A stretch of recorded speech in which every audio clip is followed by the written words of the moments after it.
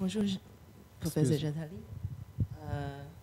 Actually, I'm Cai Jin from the Chinese Academy of Social Science, and thank you very much for the ambassador of Vietnam asking about China for the care, and also thank you very much for the answer. And I also have like about 5 or 6 questions. I will make it quick. I will make it quick. I'll make it quick. And firstly, you were saying that G20 equals 0 almost, but I do hear that the G20 had influence on the Basel agreements. They changed. They impose some change on the international financial regulations. But for you, it's still nothing. And also, do you think is it possible to form a more realistic and real organization of these countries like GN or G anything? And about China, China is still, we do like focus on the development of financial systems, and most of the majority of the executors, they want to go the Western ways or in sort of.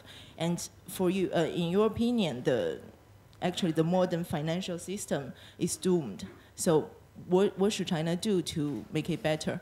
Rule of law, and we are going slowly, but we are going. And also about US dollars. You said one day US dollar will collapse and the bubble, everything. And when that day comes, after the collapse, do you view a new global currency, and or what the situation will be? And what will be your point of view on the financial cooperation, currency cooperation in Asia? For example, we have raised a lot of proposal of setting up Asian currency, Asian common currency, and the cooperation is going on, the trade free zone and everything. So what's your point of view on that? And also, maybe we can stay with this long list of questions already, okay. Because it's time is passing, unfortunately. Okay. Thank you. And for this, thank you. Well, so I first would answer that China is a key partner of the development of a new world, and that key partner should play within the existing institution that is in the interest of China.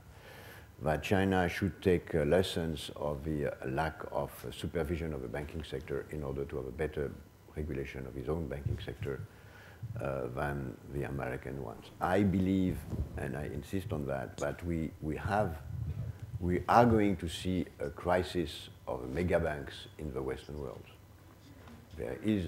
We are going to see a crisis of mega banks in the West. And this is maybe a question of months where this crisis will happen.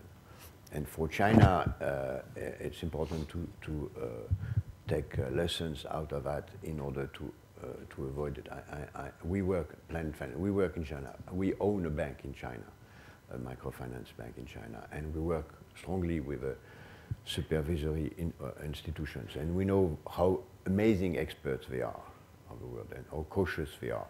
And I strongly believe that China will be one of the leaders of thinking of a new world financing regulation on solvability and not on liquidity. We in the West focus on liquidity while the real problem is solvability, and the Chinese have very well understood it.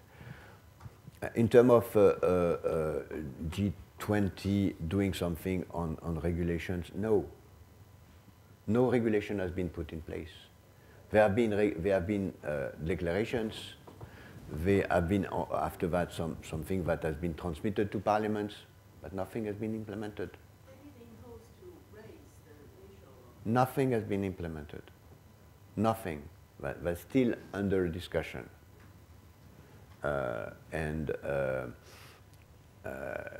what has been implemented is within the Basel III agreement was discussed before.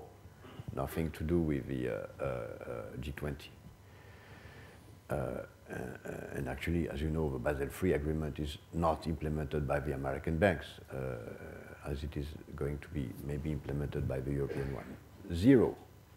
And in terms of tax havens, the G20 took decisions which actually has nothing to do with the crisis, and they did not implement it, except in Europe. It's why I say it's a G20, the G20 is a G2, because they deal with the European tax havens, but not with the Chinese, Macau, or the American and UK.